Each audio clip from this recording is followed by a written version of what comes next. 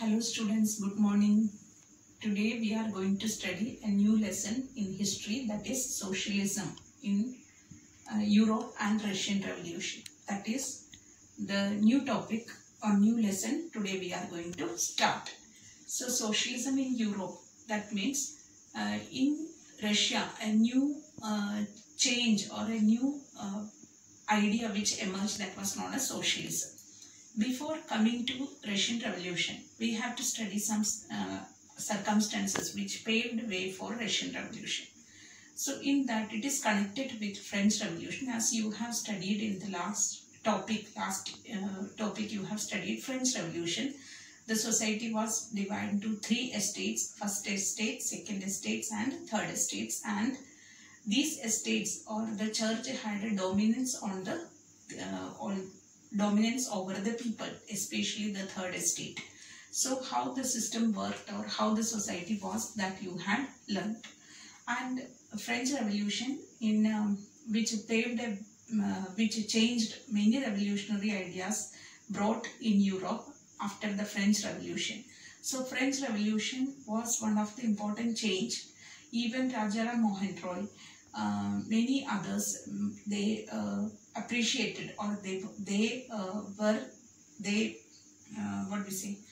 had seen French Revolution and appreciated, and they had read the ideas of French Revolution: liberty, equality, justice, etc. So these ideas were spread, and our reformers, many reformers, were inspired by the ideals of French Revolution. So after the French Revolution, we could see many changes which were brought in Europe and Asia. So after the French Revolution, during the French Revolution, we could see some changes which happened. That was society in Europe consisted mainly consisted of conservatives. But after French Revolution, many groups were formed. One was known as liberals, another known as radicals, third one known as conservatives. So in Europe after French Revolution, the people were their outlook or their way of thinking which made some groups among them.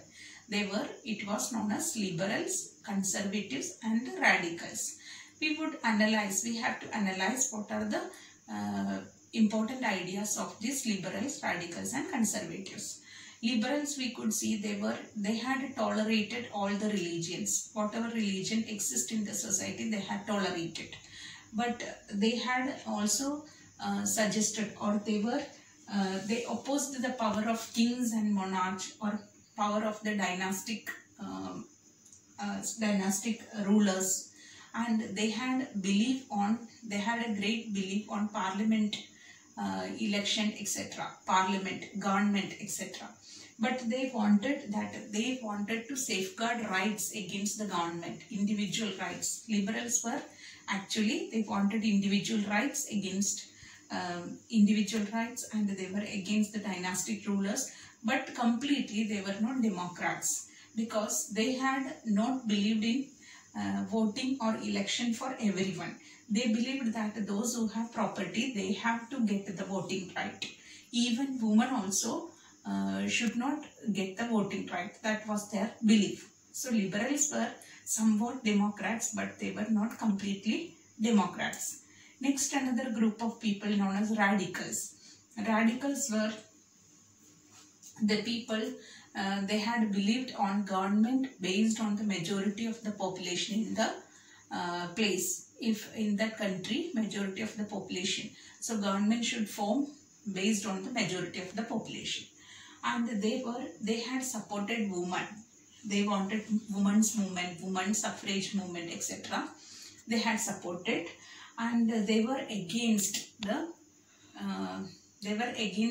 they wanted everyone should get the right to vote. They were against the dynastic rulers. Radicals were also against the dynastic rulers. Next, third group of people were known as liberals.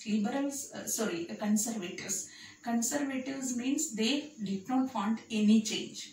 So these two, liberals and radicals, wanted some changes in society, But the conservatives, they did not support any change.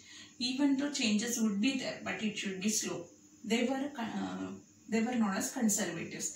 They wanted tradition or the government formed by the dynastic rulers. They had believed that government should be formed or monarch should rule the country. It should be based on the dynastic succession, like that they had believed.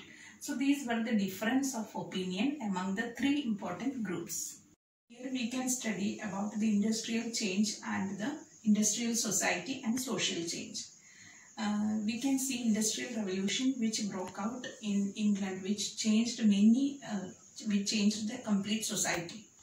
After the industrialization or industrial revolution, many industries sprang up in different parts of Europe. In that, when these industries started, we could see many people, including men, women, children, everyone went to the industries or factories to work. But we could see the long working hours, wages were less than unemployment which existed during this time. Means I am saying about the changes which brought after the industrial revolution. The society completely changed, industries sprang up, but the problem of unemployment still existed. Men, women, children all went to the industries to work, but there was long working time and wages were less. And even we can see their surrounding or their housing problem, sanitation, or the places were congested where they were living, and the sanitation related problem which existed. So during this time, liberals and radicals wanted to change this environment or change this situation. They actually wanted a society in which everyone should live happily, everyone should get equality. It should not completely depend upon the industrial owners or those who have industries. They should not get complete money or complete profit.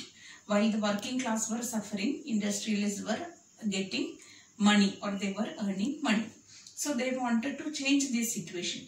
We could see that liberals and few liberals or radicals were even industrial owners, but they wanted to change. They invested money in trade and industrial ventures so that when they get this profit, they wanted to give to the working class people so that the working class people can get development in their standard of living. So for that purpose, they tried, these liberals and radicals.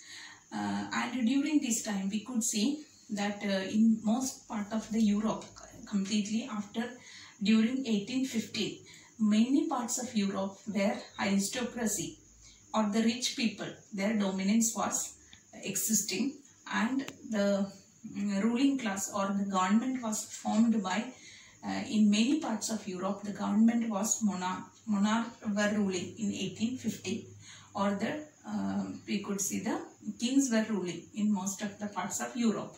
So these radicals and liberals, they wanted to change this situation, and even many revolutionary movements started in Europe. Revolutionary movements means that indirectly many underground movement also started. In Italy, they wanted to get the nation Italy as a nation, to form or to make Italy as a nation.